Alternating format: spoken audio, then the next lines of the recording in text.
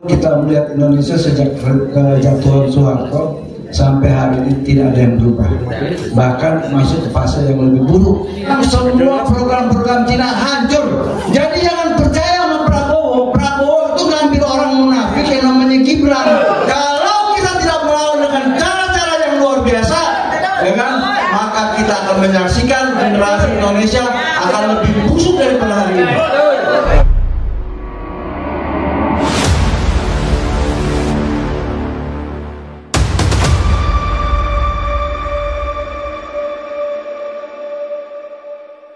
Abang besar di HMI, saya besar di GMI, tapi saya sering nginep di Cilosari.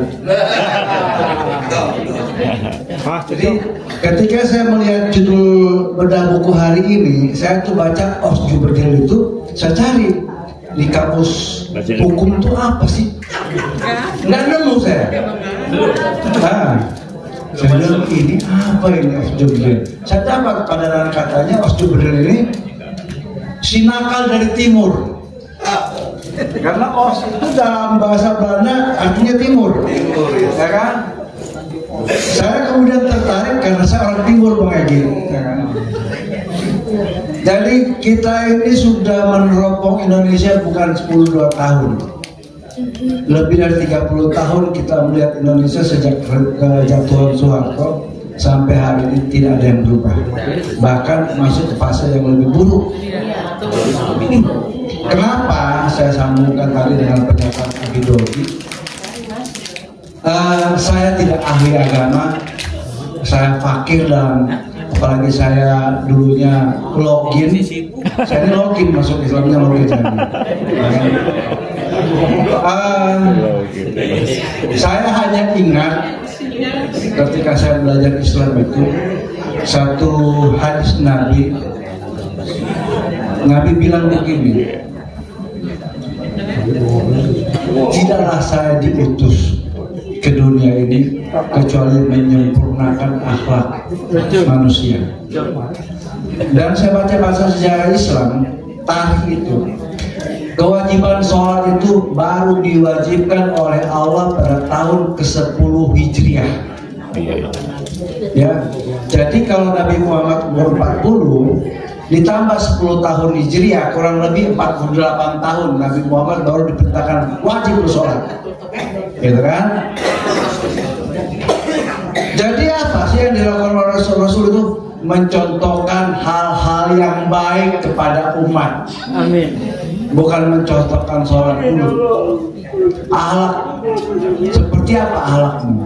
Karena begini, saya lihat makin banyak orang pergi umroh, makin hancur republik ini. Betul. Makin banyak orang pergi umroh, makin banyak kriminalitas.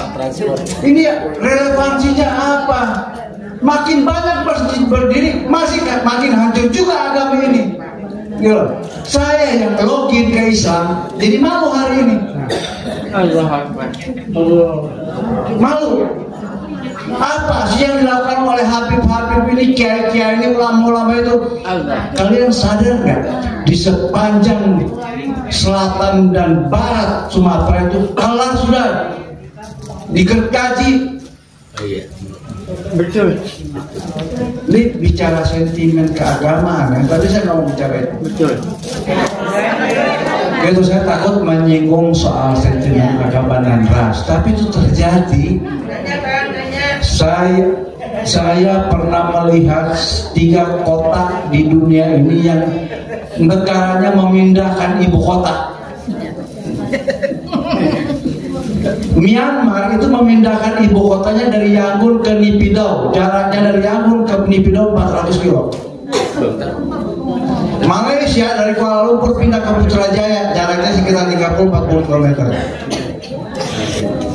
Dan semua ibu kota negara itu gagal. Jokowi mau nyontek kan, dari Jakarta mau dipindahin ke Kalimantan. Yang ditebang hutan, itu hutan kayunya dijual gak jelas duitnya kemana. Myanmar pindahkan ibu kota Yangon ke Naypyidaw, itu hutan dibakar, itulah yang buat biaya bikin kotanya. Gitu. Hari ini Egy ya ngelawan Aguan. Di Malaysia itu ada contoh namanya Forest City di timur Malaysia.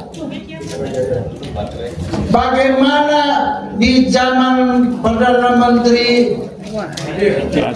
bukan Najib Razak dengan program 1MDB ya, itu kemudian sisi timur dibikin model pink, sisi barat dibikin Portland, pelabuhan besar itu. Untuk apa? Menghambat supaya Singapura tidak semena-mena. Niatnya Malaysia dan Thailand membelah daratan Thailand perbatasan itu, bikin namanya terusan Kra. Ya Allah. Ya kan? Tapi itu dihambat. Akhirnya apa? Lewat keberanian pemimpin dan anak-anak muda di Malaysia, mereka lawan yang namanya Najib Razak. Jatuh Najib Razak. Semua program-program Cina hancur. Hari ini kita punya presiden yang sama. Jadi jangan percaya sama Prabowo. Prabowo itu ngambil orang munafik yang namanya Gibran. Dia jual martabak aja rugi, bangkrut, dipasangin sama Prabowo. Dan para jamaah di sini percaya juga sama Prabowo. Gila kalian. Agak. Siapa yang percaya satu?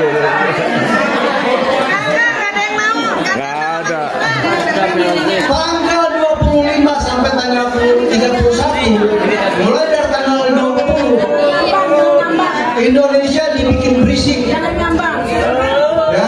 mohon tenang, audiens, mohon tenang. Indonesia dibikin berisik. Padahal tanggal 21 terbit peraturan KPU nomor 731 Agustus 2025 yang menyatakan bahwa ijazah adalah dokumen yang dikecualikan untuk tidak bisa diakses oleh publik. Tidak boleh terbuka. Tidak boleh terbuka. Kalian hidup di negeri apa begini? Suatu saat saya dimaki-maki oleh aktivis senior yang namanya terpampang di layar itu. Dia bilang, Tendri, kau jangan ngompor-ngompor orang tua. Kalau kau berani, kau yang lawan. Saya sapinya. Ya. Lalu saya WhatsApp dia, Bang, kita yang muda ini kerjanya bakar aja. Tapi pimpinan revolusi di seluruh dunia itu adalah orang tua. Apa perlu saya sebutkan? Soal sebut aja. Ayatullah Khomeini tua, Ho Chi Minh tua, Oh iya. Gandhi tua. Kita yang muda ini orang tua perintah turun bakar. Itu tugas anak muda. Tawuran oposisi, tawuran kita. Tapi yang pimpin Pak Egy, Pak Hariman, gitu. Kalau kalah di penjara, kayak Nelson Mandela kan? Kalau menang berkuasa. Pilihan cuma dua kok, penjara, berkuasa. Lebih dari itu ketetapan Allah, mati, udah. Itu suatu kepastian adalah kematian.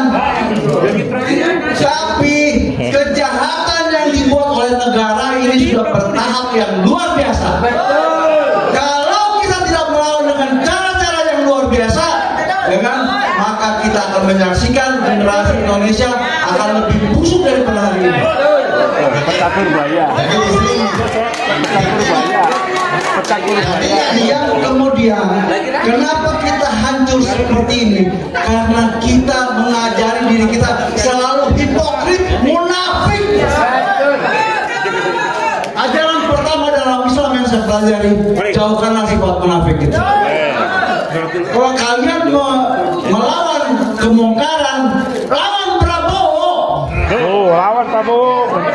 Berani. Iya dong. Karena dia mengaku orang munafik juga ke dalam barisannya. Nabi Muhammad itu punya 4 sahabat. Siddiq, Fatonah, Amanah, dan semua itu diwakili oleh sahabat-sahabatnya. Sifat 4 itu ada pada semua sifat sahabat. Siddiq, Amanah, Fatonah, Tablik, semua ada itu yang disampaikan oleh Habib Lodi.